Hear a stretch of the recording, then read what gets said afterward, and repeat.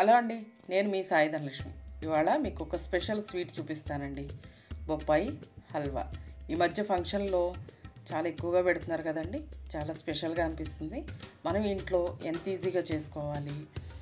ఫంక్షన్లో పెడితే మనకి ఏదో స్పెషల్ స్వీట్ లాగా అనుకుంటాం కదా, అలాగే ఇంట్లో చేసుకున్నా కూడా అంతే స్పెషల్ అనుకోండి. చాలా చాలా ఈజీగా అండి. ఒక 5 నిమిషాలు కేటాయిస్తే చాలు. మనకి ఏంటంటే ప్రత్యేకంగా పచ్చి బొప్పాయి దొరకాలండి.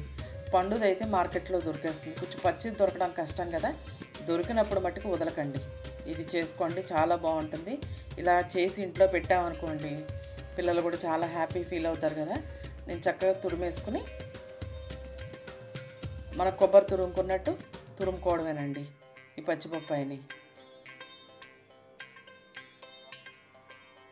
అంతా కంప్లీట్గా తురిమేసుకుని పక్కకు పెట్టుకుందాం.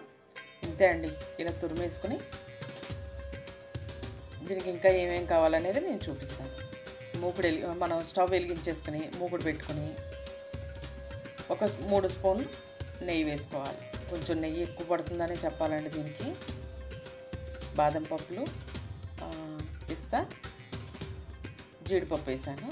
కిస్మిస్లు వేయలేదండి. మీకు వేసుకున్నా చాలా బాగుంటుంది.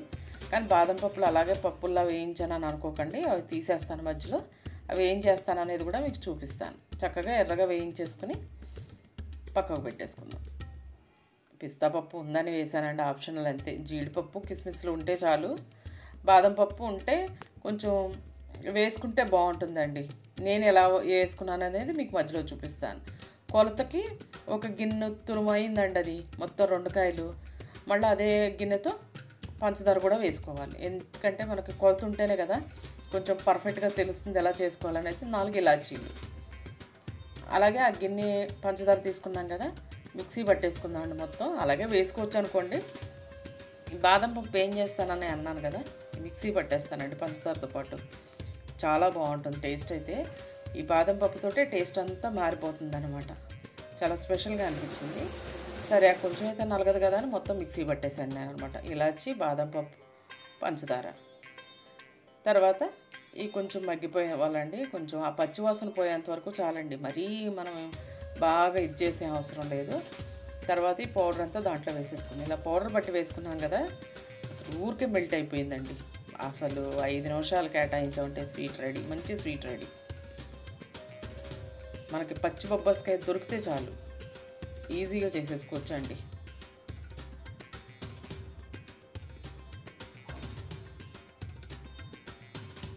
చూసారా ఎంత తొందరగా మెల్ట్ అయిపోతుందో. ఇలా గరిటెతో తిప్పుతున్నప్పుడే నాకు ఏంటి పాకానికి అప్పుడే వచ్చేసిందా అనిపించిందండి. అంటే దీనికి ప్రత్యేకంగా పాకం అంటే ఏమి ఉండదు అనుకోండి, మనం అలా కలుపుకోవడం అంతే.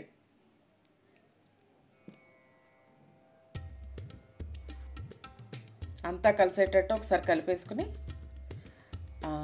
ఆ కలరే బాగుందనుకోండి.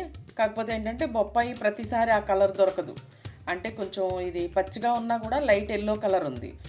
బాగుంది ఇది, ఏదో మిఠాయి కలర్లో. కానీ నేను ఆ బొప్పాయి ఆ ఫంక్షన్లో పెట్టే ఆ కలర్లో ఉండాలని కొంచెం లైట్గా గ్రీన్ కలర్ వేసాను. కొంచెం ఏదో కంటికి అందంగా కనిపించడం కోసమని గ్రీన్ కలర్ వేసాను. మీకు ఇష్టం లేదనుకోండి, కలర్ స్కిప్ చేసేయచ్చు అనుకోండి.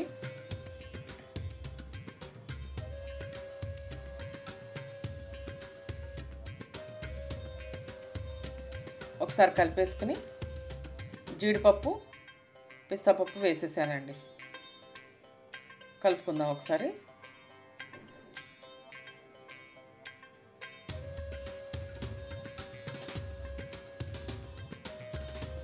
కొంచెం దగ్గరికి వచ్చిన తర్వాత అంతే అండి, మనకి బొప్పాయి హల్వా రెడీ.